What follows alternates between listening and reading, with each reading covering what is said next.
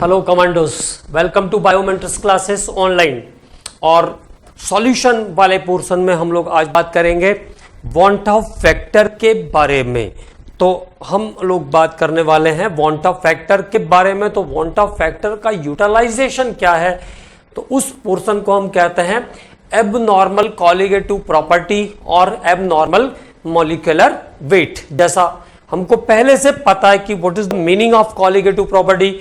The meaning of colligative property is the are those physical properties of the solution which depends on number of atoms, ions और molecules. Which depend on number of ions, atoms और molecules. ऐसा भी कह सकते हैं हम विच depends on number of particles, which depends on number of particles of solid, number of particles of solid. ठीक है, तो वो फिजिकल प्रॉपर्टीज जो नंबर ऑफ पार्टिकल्स पर डिपेंड करती है उसको हम क्या कहते हैं, कॉलिगेटिव प्रॉपर्टीज कहते हैं। अभी तक जब हम लोगों ने बात किया, चाहे वो ऑस्मोटिक प्रेशर है, चाहे एलिवेशन ऑफ बॉइलिंग है, चाहे डिप्रेशन ऑफ फ्रीजिंग है, we are always using non volatile और non electrolyte.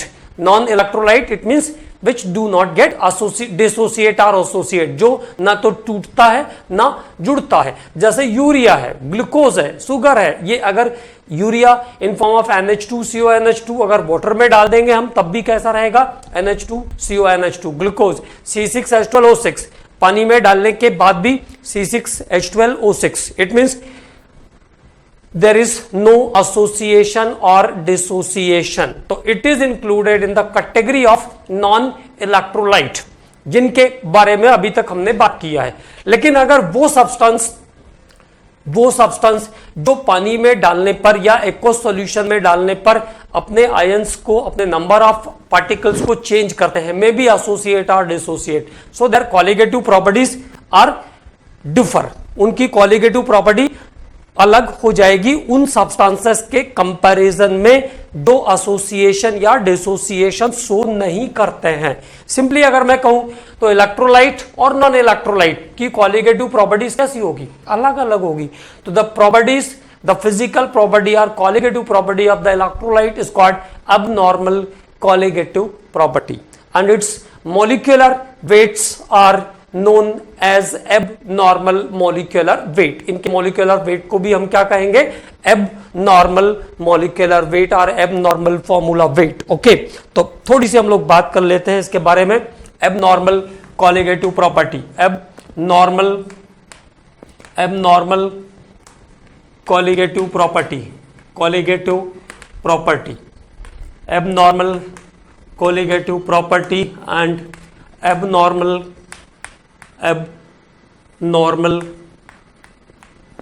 molecular weight, abnormal colligative property and abnormal molecular weight। So what is the meaning of abnormal? It means the substances which get dissociated or associated in the solvents, their colligative properties are differ from the expectation because of change in number of particles. तो सीधी सीधी बात करते हैं इसके बारे में। Colligative properties are depends on colligative properties are depends on. Colligative property को हिंदी में अणु संख्यक गुणधर्म कहते हैं, ठीक है ना। तो colligative properties are depends on, तो अणु संख्यक गुणधर्म किस पे निर्भर करता है, कणों की संख्या पर निर्भर करता है। Colligative properties are depends on number of particles of solute, depends on number of particles of solute, number of particles of solute. Colligative property number of particles of solid पर डिपेंड करती है, depends on number of particles of solid. when solute show dissociation or association, solid show dissociation or association, solid show dissociation or association with the solvent, solute show association or dissociation with the solvent, जब विलायक के साथ विलायक वियोजित अथवा संगुणित होता है, show dissociation और association. Number of particles decrease और increase, number of particles decrease और इंक्रीज। अगर एसोसिएट करेगा तो पार्टिकल्स का नंबर कम हो जाएगा, संगुणन करेगा तो कणों की संख्या कम हो जाएगी। एसोसिएशन और dissociation with solvent. Number of particles decreases और increases, number of particles decreases और इंक्रीजेस। तो कणों की संख्या या तो कम हो जाएगी या बढ़ जाएगी। एसोसिएशन करेगा तो कम हो जाएगी, डिसोसिएशन करेगा टूटेगा तो बढ़ जाएगी। Number of particles decreases or increases. Due to this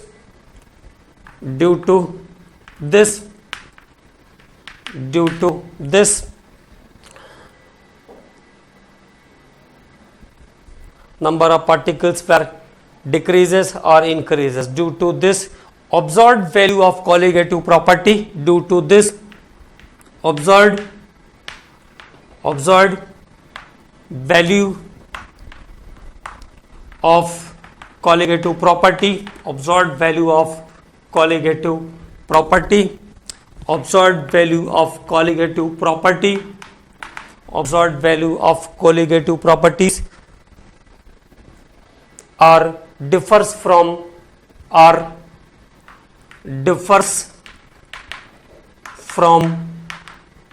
normal colligative property, differs from normal colligative property.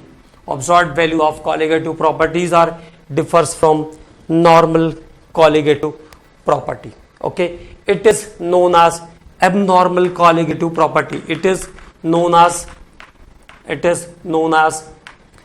abnormal colligative property. Abnormal colligative property. Okay, and the molecular weight of the substances and molecular weight of the substances molecular weight of the substances are known as abnormal molecular weight, known as abnormal molecular weight of the such substances are known as abnormal molecular weight. और ऐसे substances का जो molecular weight है इसको हम कहते हैं abnormal molecular weight. abnormal molecular weight एक बार देखिए, abnormal colligative property मतलब असामान्य अणुसंख्यक गुणधर्म और असामान्य अणुभार। तो colligative properties अणुसंख्यक गुणधर्म जो है वो नंबर ऑफ पार्टिकल्स पर डिपेंड करता है, मतलब कणों की संख्या पर निर्भर करता है। ठीक है, तो जब ऐसे पदार्थों को हम विलायक में डालते हैं जो कि वियोजित या संगुणित होते हैं, या तो टूटते हैं या तो जुड़ते हैं, वियोजित या संगुणित होते हैं, तो कणों की संख्या क्या हो जाएगी, या तो बढ़ जाएगी या तो कम हो जाएगी। इसलिए ऐसे पदार्थों के जो अणुसंख्यक गुणधर्म होते हैं, ये अणुसंख्यक गुणधर्म के प्रेक्षित मान जो होते हैं वो सैद्धांतिक मान से भिन्न होते हैं और इसको कहते हैं असामान्य अणुसंख्यक गुणधर्म। और इन पदार्थों के अणुभार को क्या कहेंगे, असामान्य अणुभार, एबनॉर्मल कॉलिगेटिव प्रॉपर्टी। तो एक जो लाइन है वो तो ध्यान रखना ही है, colligative properties are directly proportional to number of particles, number of particles और नंबर ऑफ एटम्स भी कह सकते हो आप और नंबर ऑफ आयंस भी कह सकते हैं, है ना, नंबर ऑफ आयंस। ओके, और अगर एसोसिएट कर रहा है तो जो भी उसका एसोसिएशन के बाद का हिस्सा होगा, तो इसीलिए हमने उसको पार्टिकल्स के फॉर्म में बोला, है ना। अब बात करते हैं देखो सब्सटेंसेस के बारे में। ठीक, तो जैसे कोई सब्सटेंस है, जैसे मान लीजिए सोडियम क्लोराइड है, तो कॉलिगेटिव प्रॉपर्टी या कैलकुलेशन ऑफ वॉन्टा फैक्टर की ही बात कर लेते हैं। कैलकुलेशन ऑफ वॉन्टा फैक्टर, तो वॉन्टा फैक्टर है क्या, पहले वहां से शुरू करना था, लेकिन चलिए पहले यहां से भी समझ में आएगा, कोई दिक्कत नहीं। Calculation of van't Hoff factor, calculation of van't Hoff factor, I that is indicated by I. Okay, तो वॉन्ट ऑफ फैक्टर अपने आप समझ आएगा, कोई दिक्कत नहीं।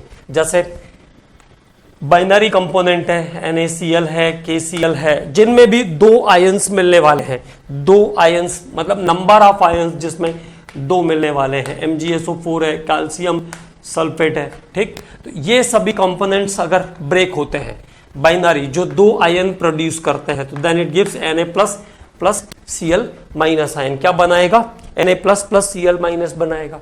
मतलब हमने एक सोडियम क्लोराइड डाला था और सॉल्वेंट में डालने के बाद इसमें पार्टिकल्स का नंबर कितना हो गया, 2 हो गया, तो कॉलिगेटिव प्रॉपर्टी चेंज हो जाएगी, it's colligative properties change, it is 2 times, ठीक है। पहले एक था अब 2 हो गया, तो colligative property is directly proportional to number of particles. Colligative property number of particles के डायरेक्टली प्रोपोर्शनल होती है, तो कॉलिगेटिव प्रॉपर्टी कितनी हो जाएगी, 2 टाइम्स। और molecular weight is reciprocal to colligative property, है ना, molecular weight is reciprocal to colligative property, तो मॉलिक्यूलर वेट कितना हो जाएगा, 1/2 टाइम्स। तो ठीक है, एक बात तो क्लियर हो गई। ऐसे सब्सटेंस जो दो आयन प्रोड्यूस करेंगे, टोटल नंबर ऑफ कंपोनेंट्स जिसमें 2 रहेंगे, जैसे MgSO4 है, तो MgSO4 में क्या होगा, Mg2 plus and SO4 2 minus, Mg2 plus, तो Mg है तो एक ही, नंबर तो एक ही है, ठीक है, SO4 2 माइनस, तो number of constituents are 2, okay। So for this type of case the colligative properties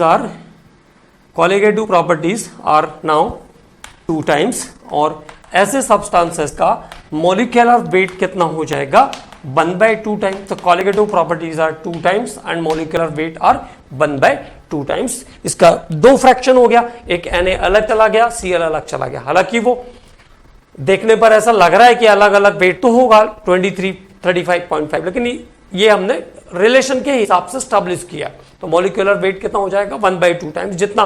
जितना वो फ्रैक्शन होगा उसका कोई जरूरी नहीं कि 100% फ्रैक्शन हो ही, है ना। अब देखो NaCl, तो शुरुआत में NaCl में क्या हो रहा है, NaCl एक बार फिर से लिख लेते हैं, तो what happens, Na plus Cl minus, हमको निकालना है इसका कितना डिसोसिएशन होगा, इक्विलिब्रियम पर टोटल मोल्स कितने होंगे। तो शुरू में ये कितना है, 1 है, and now it is 0 after some time it is alpha dissociate to form alpha and this is 1 minus alpha, तो ऐसे लिखते हैं ना, 1 माइनस अल्फा। तो टोटल मोल्स यहां पे आपको कितने मिल जाएंगे, 1 माइनस अल्फा प्लस अल्फा, ठीक है। तो total moles are what, total moles are 1 minus alpha plus alpha, it is equal to 1 plus alpha. तो जितने भी बाइनरी कंपोनेंट होंगे जिनके पास कंटेंट 2 होंगे, 2 कंपोनेंट बनाएंगे, 2 पार्टिकल रिलीज करेंगे, उनके पास टोटल मोल्स क्या हो जाएगा, 1 प्लस अल्फा, ठीक है। तो I is the van't Hoff factor, तो I इक्वल टू क्या हो जाएगा इसके लिए, 1 प्लस अल्फा हो जाएगा। और अगर ये 100% टूट जाएगा तो अल्फा की जगह हम क्या रख सकते हैं, 1 रख सकते हैं, अल्फा की जगह हम क्या रख सकते हैं, 1 रख सकते हैं अल्फा की जगह, ठीक है। तब क्या हो जाएगा, टोटल जो मोल्स हो जाएंगे वो कितने हो जाएंगे, 2 हो जाएंगे, ठीक है। तो देखिए नॉर्मली कितना बाइनरी कंपोनेंट के लिए 1 plus alpha, if it is 100% dissociated, अगर ये 100% डिसोसिएट होगा, 100% dissociated, it means alpha equal to 1। तो now I is the van't Hoff factor, I equal to 2, okay. तो ऐसे कंपोनेंट के लिए I की वैल्यू क्या हो जाएगी, 2 हो जाएगी। टोटल मोल्स कितने हो जाएंगे, उसके पास 2 हो जाएंगे। लेकिन अगर वो अल्फा डिसोसिएट हो रहा है तो दैट इज 1 प्लस अल्फा। अगर 90% डिसोसिएट हुआ तो 1 प्लस 0.9 या 1 प्लस 90/100 फॉर बाइनरी कंपोनेंट। तो this I is called want Hoff factor. कैसे निकालते हैं I, उसकी भी हम बात करेंगे, अभी थोड़ा सा इसको समझ लेते हैं, ठीक। तो अब देखो जो टर्नरी कंपोनेंट है, जैसे मेरे पास कैल्शियम क्लोराइड है, Na2SO4 है, calcium chloride Na2SO4, calcium chloride Na2SO4, MgBr2, MgCl2 लिख दीजिए, MgCl2, Ag2SO4, Ag2 या Na2SO4 है, हाँ तो Na2SO4 हम लोग पहले लिख चुके हैं, Ag2SO4 लिख दीजिए, means which gives 3 components, 3 particles, जिसमें 3 पार्टिकल्स मिलने वाले हैं, लाइक CaCl2, तो it gives what, Ca2 plus ion का एक हिस्सा और 2 क्लोराइड माइनस आयन का दूसरा हिस्सा। तो 1 of Ca plus 2 ion and 2 of chloride minus ion, एक Ca2 प्लस आयन और 2 क्लोराइड माइनस आयन यहां पर हमको मिल रहे हैं। ठीक है, तो इनिशियली इट इज 1, ये इनिशियल कितना है 1 है, और ये इनिशियल कितने रहेंगे 0 0, initial concentration, initially there is no product, initially कोई प्रोडक्ट नहीं रहता है। ठीक है, after some time it is alpha, it is 2 alpha and it is 1 minus alpha. So what is about the total moles? Total moles is the 1 minus alpha plus 2 alpha. So this is 1 plus 2 alpha. 1 plus 2 alpha. In case of 100% dissociation, और अगर 100% dissociation हो जाता है, 100% dissociation, तो 100% हो जाएगा, तो alpha कितना 1 है ना, तो 1 प्लस अल्फा, तो अल्फा 1 तो 2 इंटू 1 2 प्लस 1 3, तो 100% डिसोसिएशन के केस में वांट ऑफ फैक्टर की वैल्यू कितनी हो जाएगी 3 हो जाएगी। और अगर 100% नहीं होता है तो जितने भी ऐसे कंपोनेंट हैं जिसमें नंबर ऑफ पार्टिकल्स 3 मिलते हैं, उसके लिए आई की वैल्यू, वांट ऑफ फैक्टर की वैल्यू 1 प्लस 2 होगी, 1 प्लस 2 अल्फा होगी। ठीक है, 1 plus 2 alpha is there. Okay, और 100% के केस में ये कन्वर्ट हो जाएगी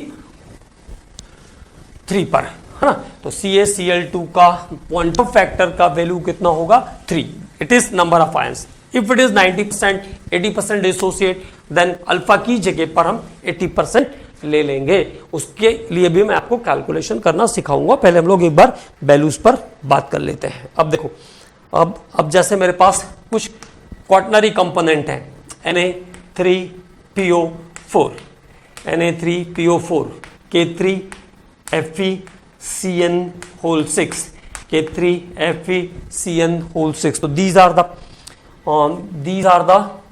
क्वाटनरी कंपोनेंट, 4 आयंस प्रोड्यूस करने वाले हैं ये। ठीक है, तो ऐसे जितने भी सब्सटेंस हैं, जैसे मैंने कहा K3FeCN6, तो what happens, it produce 3K plus ion plus FeCN6, FeCN6 3 minus ion. Okay, तो K3FeCN6, total components are here 4, 3 potassium का और एक FeCN6, क्योंकि वो कॉम्प्लेक्स है और कॉम्प्लेक्स का जो पार्ट है वो डिसोसिएट नहीं होता। ठीक है, तो इनिशियल कितना, it is 1, it is 0 0, after dissociation it is 3 alpha, it is alpha and it is 1 minus alpha. So what happens about total moles? Total moles are here 1 minus alpha plus 3 alpha plus alpha.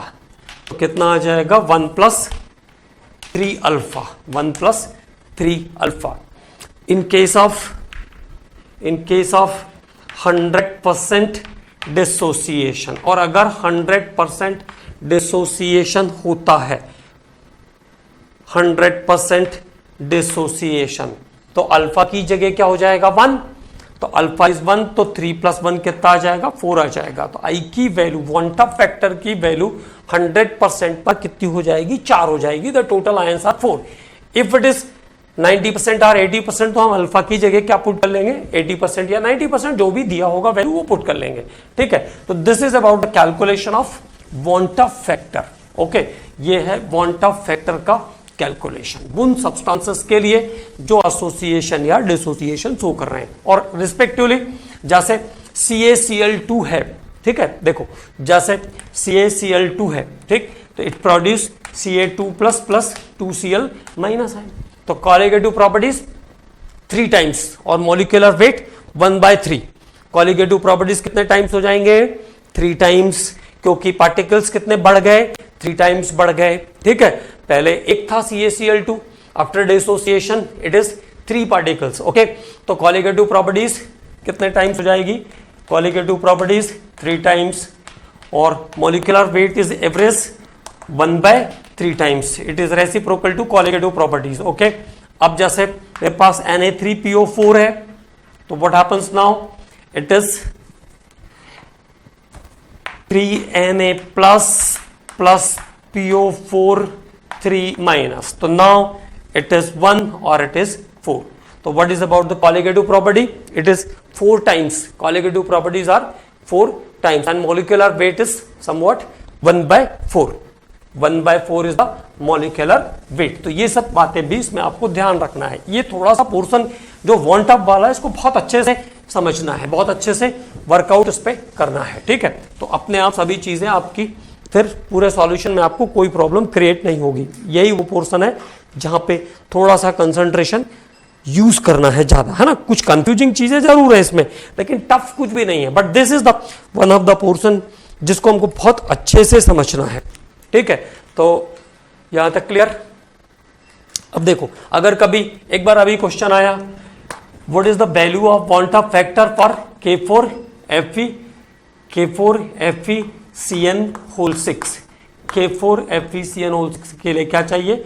What is value of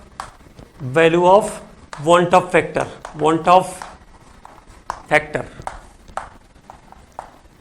that is I. Van't Hoff factor I की value K4FeCN6 के लिए क्या होगी? तो अभी हमने आपको I बताया नहीं, डिफाइन नहीं किया, लेकिन उसके बाद भी आप इसको निकाल सकते हो, है ना. How much?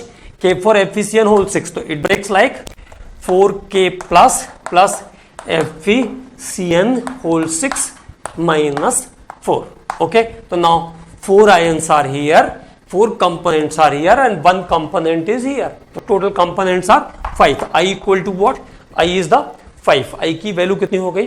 5, है ना. तो this question is asked previously 2 और 3 years, है ना, 2-3 साल पहले आया हुआ क्वेश्चन है ये. तो वॉन्ट ऑफ फैक्टर की वैल्यू K4FeCN6 के लिए कितनी हो जाएगी? 5, because 5 components are there. 5 components are there. Okay, 5 particles are there. और अगर परसेंटेज में रहता 60%, 70%, तो क्या हो जाता? 1 + 4x और 1 + 4 अल्फा, 1 + 4 अल्फा. अब थोड़ा बात करते हैं एसोसिएशन के बारे में. एसोसिएशन मतलब एडअप होना, जुड़ जाना. एसोसिएशन तो क्या ध्यान रखना है? Acetic acid, benzoic acid, phenol, like organic acid जैसे कार्बनिक अम्ल, ऑर्गेनिक एसिड, फिनॉल भी एसिड होता है, ध्यान रखना, like organic acid, are form dimer with benzene. अगर इनको हम बेंजीन में डालते हैं, सॉल्वेंट ध्यान रखेंगे, वो सॉल्वेंट जो कोवेलेंट है, तो दे शो द एसोसिएशन. अगर इनको हम बेंजीन में डालते हैं तो क्या हो जाएगा? संगुणन हो जाएगा. Show the association.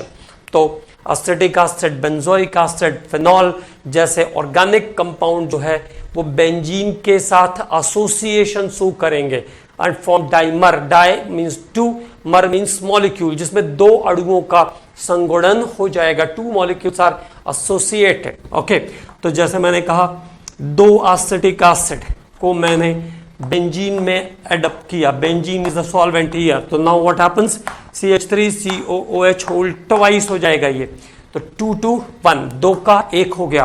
तो 1 से कितना हो जाएगा? आधा. 1 से कितना हो जाएगा? आधा. तो वॉन्ट ऑफ फैक्टर की वैल्यू कितनी हो जाएगी? 1/2 times. 1/2 times 2 to 1. Component particle का नंबर पहले 2 था, अब कितना हो गया? 1. तो 2 का 1 होना, 2 से 1, इट इज हाफ. ओके, तो I equal to what? 1/2 times. और this time molecular weight is what? 2 times. ठीक है, तो मॉलिक्यूलर वेट कितना हो जाएगा? 2 टाइम्स हो जाएगा. Molecular weight is 2 times. ठीक है, और प्रैक्टिकली इसको जो कैलकुलेट करने का फॉर्मूला होता है, I equal to 1 + y - 1 into x. ऐसा एक फॉर्मूला होता है. I equal to 1 + y - 1 into x. ऐसे भी हम कैलकुलेट करते हैं. तो नंबर ऑफ आयंस, जैसे देखो सोडियम क्लोराइड है, तो नंबर ऑफ आयंस कितने मिलेंगे? 2. तो number of Y is the number of ions after association और dissociation, number of ions after association और डिसोसिएशन। ठीक है, तो सोडियम क्लोराइड में 2 2 माइनस 1 तो 1 आ गया, 1 प्लस 1 2 आ गया, आई की वैल्यू कितनी हो गई 2। This x show the may be associate और डिसोसिएट, ये एक्स क्या शो करता है एसोसिएशन या डिसोसिएशन। तो जब यहां पे आप इस फॉर्मेट में इसकी वैल्यू डालोगे तो यहां पे जो आई की वैल्यू आएगी, not in case of 100% association और डिसोसिएशन, जब 100% होगा तो 1/2, और 100% नहीं होगा तो 2 minus x by 2, the value is 2 minus x by 2। तो फॉर्मूला ध्यान रख लीजिए, 2 minus x by 2 for association, that is x is the alpha, x को हम अल्फा भी कह सकते हैं ना, it is also like this 2 minus alpha by 2, 2 minus alpha by 2, ऐसा भी हम उसको लिख सकते हैं। ठीक है, तो ये ध्यान रखेंगे, this is case of association. और अगर कभी ऐसा क्वेश्चन आया, what is the molecular weight of acetic acid in benzene, acetic acid का वेट बेंजीन में कितना होगा, तो normally the weight of acetic acid is 60, normal weight कितना है 60। In benzene it get dimerise, benzene में डालने पर वो क्या करता है डाइमर फॉर्म कर लेता है, तो जब भी वो डाइमराइज हो जाएगा, डाइमर फॉर्म कर लेगा, then it's weight is 2 times, तब उसका वेट कितना हो जाएगा 2 टाइम्स। तो बेंजीन में एसिटिक एसिड का वेट कितना हो जाएगा 120। ओके, तो बेंजीन का वेट एसिटिक एसिड में कितना हो जाएगा 120 हो जाएगा। ठीक है, तो ये एक और इंपॉर्टेंट बात है, इसको भी ध्यान रखना है। ठीक, और अगर glucose, urea, fructose, glucose, sugar, इस टाइप के जो सॉल्यूट्स हैं, नॉन इलेक्ट्रोलाइट, क्या ध्यान रखना है, नॉन इलेक्ट्रोलाइट, नॉन वोलेटाइल भी आप उसको प्रोनाउंस करते हो, ठीक है ना, like urea, urea, sugar, glucose etcetera, I equal to always 1, इनके लिए आई की वैल्यू हमेशा 1 होती है, इसीलिए हमने अभी तक किसी भी एक्सप्रेशन में आई की वैल्यू एडअप नहीं किया। जैसे हमने ऑस्मोटिक प्रेशर निकाला तो the formula is P equal to CRT, सीधे सीधे हमने फॉर्मूला यूज कर लिया P equal to CRT, never use of I because the van't Hoff factor is always 1। तो non electrolyte like urea, sugar, glucose etcetera have I equal to 1 because no association or dissociation, no association or dissociation, क्योंकि ये association अथवा dissociation show नहीं करते हैं, no association और dissociation, वियोजन या संगुणन प्रदर्शित नहीं करते हैं। तो जो नॉन वोलेटाइल कंटेंट हैं उनके लिए आई की वैल्यू हमेशा 1 होती है, इसलिए अभी तक हमें क्वेश्चंस में आई की जरूरत पड़ी ही नहीं। ठीक है, अब हम बात करते हैं आई के डेफिनेशन, हाउ टू डिफाइन आई। तो van't Hoff factor, want Hoff factor, तो वो सब्सटेंस जो एसोसिएशन या डिसोसिएशन शो करते हैं, सब्सटेंसेस विच गेट एसोसिएटेड और डिसोसिएटेड, वो पदार्थ जो वियोजित या संगुणित होते हैं। द डिग्री ऑफ एसोसिएशन और dissociation is calculated by help of want Hoff factor I, उनके वियोजन या संगुणन की कोटि का निर्धारण वांट ऑफ गुणांक से किया जाता है, that is I.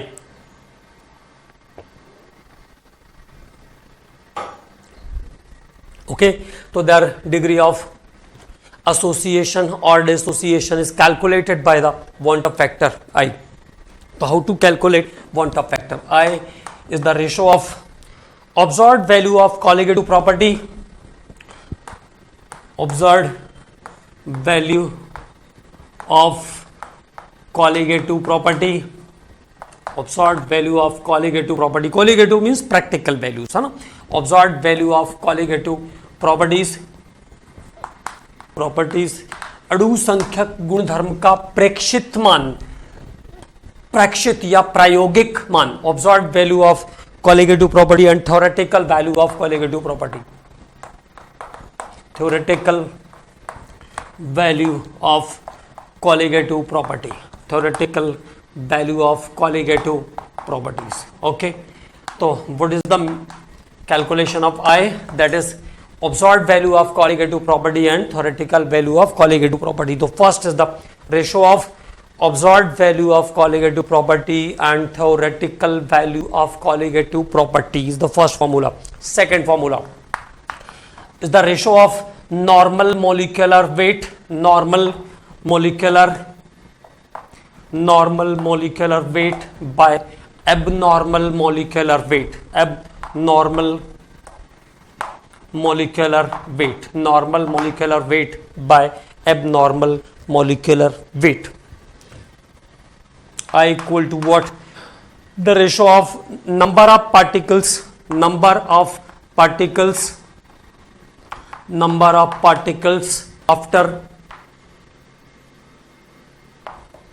after association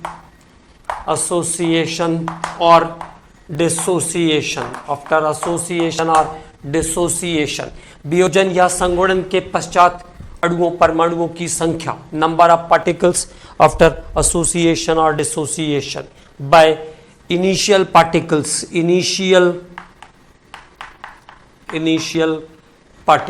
initial particles, the particles taken.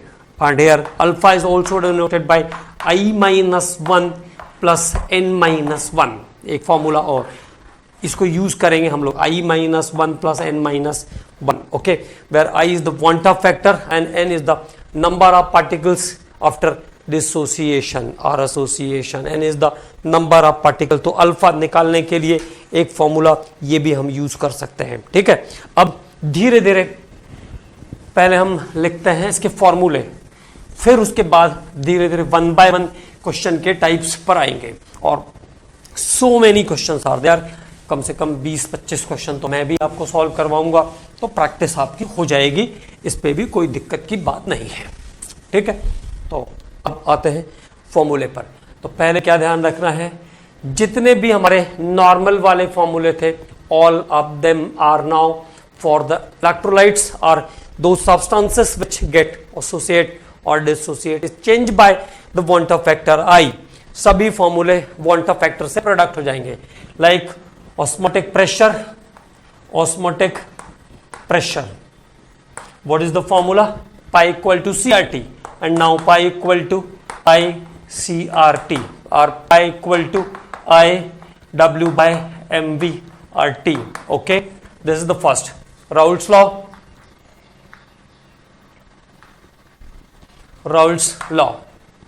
What is the formula for Raoult's law? P naught minus PS by P naught. इस पे क्वेश्चन करना है. I small w by small m into capital M by capital W. This is the formula for Raoult's law. Delta TB equal to I into KB into molality, where molality is delta TB equal to I into KB into small w by small m into 1000 by capital W. It means each formula is the product of I. Okay, what happens? Delta TF.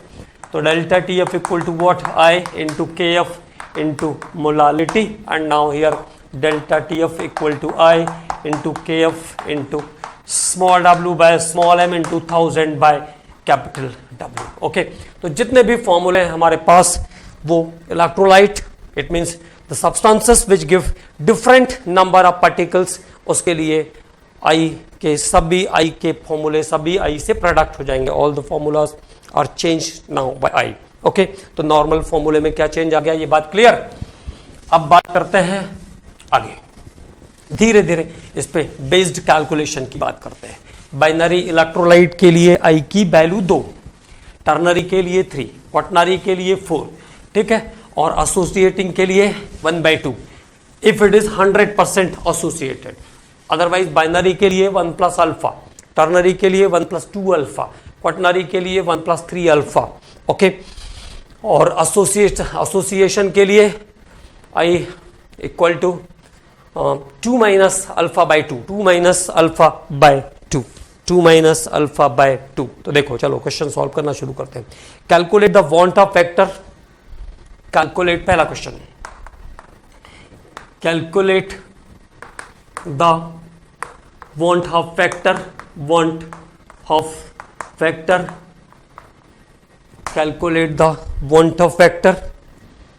If 50%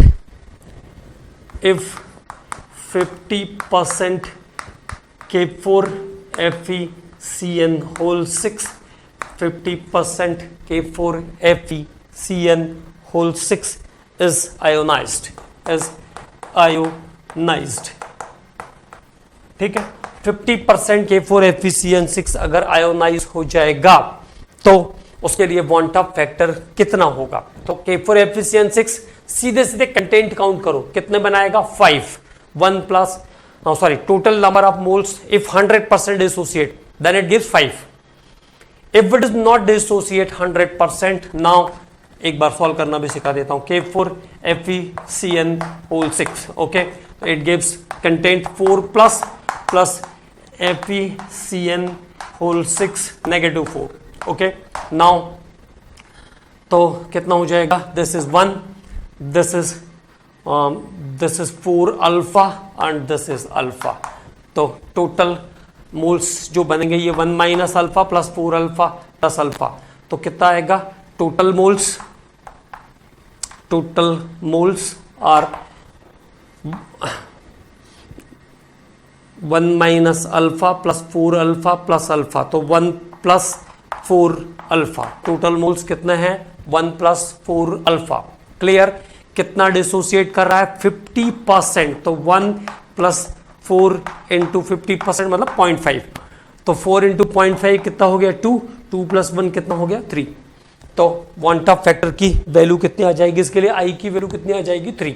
तो this is the normal question, जो आप question जैसे जैसे पूछते हैं वैसे वैसे हम उस पर प्रैक्टिस कर रहे हैं, ठीक है? बात क्लियर? तो हमको अगर ये बात पता चल जाए, ये हमको पता हो, याद हो, तो फटाफट हो जाएगा ना। अल्फा की वैल्यू रखा, सॉल्व कर दिया। अगला क्वेश्चन करते हैं, देखते हैं एक आध और ऐसा क्वेश्चन अगर मिल जाए तो that's good. Calculate the want of factor, calculate the want of factor if 60% acetic acid is associated. Want of factor if 60% acetic acid is associated 60% acetic acid associate होगा, तो association के लिए I equal to what? 2 minus alpha by 2 is the formula. 2 minus x by 2 or 2 minus alpha by 2. Here it is 60%. तो 2 minus 60% it means 0.6 by 2. तो 2 में से 0.6 आया तो कितना बचेगा? 2 minus 0.6 1.4 by 2. So this is about 0.7 is the value of I. Okay, तो I कितना आ जाएगा? 0.7 आ जाएगा, ठीक है? तो एक तो इस टाइप के क्वेश्चंस की प्रैक्टिस आपको करना है। अब फॉर्मूलों पे हमने सब पे बात कर लिया है, फॉर्मूले कैसे चेंज होते हैं उस पे भी हमने बात कर लिया है। अब आगे how to apply the van't Hoff factor. तो देखिए, अगर आपको ऐसा दिया है कि सोडियम क्लोराइड है तो ठीक है। अगर मान लीजिए ऐसा पूछा कि सोडियम क्लोराइड का वांट ऑफ फैक्टर निकालना है, ऐसा दिया कि ये आयोनाइज होता है, तो दैट्स गुड। लेकिन अगर नहीं भी दिया है तो आपको ये ध्यान रखना है कि सोडियम क्लोराइड वो सब्सटेंस है जो आयोनाइजेशन शो करेगा, ठीक है? अगर उसके लिए आई मेंशन किया है, बताया है आपको कि आयोनाइज हो रहा होगा या नहीं होगा, ठीक? तो आपको हमेशा ये ध्यान रखना है कि सोडियम क्लोराइड है तो आयोनाइज होगा ही होगा। अगर उसको मेंशन किया है तो दैट्स गुड, नहीं मेंशन किया है तो दिस इज योर रिस्पॉन्सिबिलिटी, ठीक? तो चलिए क्वेश्चन पे बात करते हैं। Number 1, find osmotic pressure of osmotic pressure of 0.1 molar solution 0.1 molar solution of calcium chloride 0.1 molar solution of calcium chloride at 27 degree centigrade. जैसे एक क्वेश्चन दिया मैंने, find osmotic pressure of 0.1 molar solution of calcium chloride at 27 degree centigrade. ठीक है, अब आपको क्या ध्यान रखना है, यहाँ पे कैल्शियम क्लोराइड है तो आई की वैल्यू आपको इंक्लूड करनी है। अगर मैं ऐसा दे दूं कि it is 100% ionise, it is 90% ionise, that's good. अगर क्वेश्चन में नहीं भी मेंशन किया है तो भी कैल्शियम क्लोराइड मतलब आयोनाइज्ड होगा। ठीक, तो the formula for this question is P equal to pi equal to ICRT। कैसे जाएंगे हम, ICRT। And what is the value of calcium chloride for I? If it is not given, then it is 2 plus and 2Cl minus. The components are 3. तो I equal to what? 3. यहाँ पे I की value 3 mentioned होगी। कितने component बना रहा है, 3। अगर 90%, 80%, 20% कुछ नहीं दिया है तो it is considered to be 100% ionized. Okay, now I equal to ICRT. तो I is the 3, C is the 0.1 molar, 0.1 molar, R is the 0.082 and T is the 27 degree centigrade. It means 300 Kelvin, 300 Kelvin। तो एक zero से ये एक हो जाएगा, एक zero से ये इधर शिफ्ट हो जाएगा और ये आ गया 3 3 सा 9, 9 इंटू 0.82। तो 9 का टेबल पढ़ना है, 9 का टेबल। तो 9 2 सा 18, 8 आ गया, 1 इज द कैरी, 9 8 जा 72 एंड 173। तो 7.38 atmosphere, 7.38 atmosphere is the osmotic pressure of the solution. ये इसका ऑस्मोटिक प्रेशर हो जाएगा सॉल्यूशन का 7.38 एटमॉस्फेयर। ओके, नेक्स्ट क्वेश्चन, मतलब how to solve the questions, how to use the value of I. बस ये इसमें इंपॉर्टेंट बात है। कभी कभी मेंशन नहीं करते हैं कि वो सब्सटेंस आयोनाइज होगा या नहीं होगा, वो आपको सोचना है ना, ये बात ध्यान रखना है बस। अगला क्वेश्चन करते हैं, 7.45 gram potassium chloride. Next question is 7.45 gram potassium chloride KCl, 7.45 gram potassium chloride dissolved in 100 gram of solvent, dissolve in 100 gram of water, dissolved in 100 gram of water.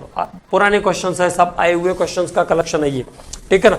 dissolved in 100 gram of water, it is KCl is 100% ionized, KCl is 100% ionised. अगर नहीं भी दिया है तो भी आपको ध्यान रखना है, जब तक परसेंटेज में नहीं दिया है इट इज 100%। ओके, तो 7.45 ग्राम KCl dissolved in 100 gram of water, KCl is 100% ionised. Kb for water is 1.86, Kb for water is 1.86 Kelvin kg, mole inverse is the unit of Kb। okay, तो Kb for water is 1.86। calculate boiling point, calculate boiling point of the solution। तो solution का boiling point निकालना है। तो what is first of all क्या करते हैं हम लोग, पहले डेल्टा TB कैलकुलेट करेंगे, that is elevation of boiling point. First of all क्या काम करेंगे हम, एलिवेशन ऑफ बॉइलिंग पॉइंट निकालेंगे। तो what is the formula for elevation of boiling, delta TB equal to here I into KB into small w by small m into 1000 by capital W। मतलब यहां पे जो फॉर्मूला है, क्योंकि वो potassium chloride है इसलिए आई भी आएगा। और इस बार तो क्वेश्चन में भी मेंशन्ड है कि it is 100% ionised. Okay, now it is mentioned in the question.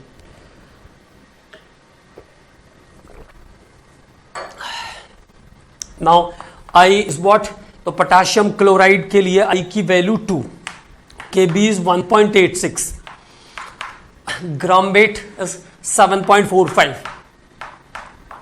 molecular weight is 74.5 for KCl in 2000 by 100। okay, so now it is 10 times, it is 10 into 10 100 1000, तो 1 आ जाएगा और ये आ गया आपका 1, तो 1.8, oh no there is some mistake, 7.45 gram KCl. Kb for water is 0.52. There is mistake. Kb for water is 0.52, not 1.86. This is Kf. Okay, so there is a mistake. Kf की value लिख दिया था मैंने, वो Kb होगा. Kb for water is 0.52. Kb for water is 0.52, not this one. तो okay, तो 2 into Kb 0.52 into small w 7.45 by 74.5 into 1000 by 100. Okay, so now it is 10 times. It is 10 into 100,000, 1000 by 1001. So the solution is 1.04. This is about delta TB. Now it is delta TB. What is to be calculated? TS.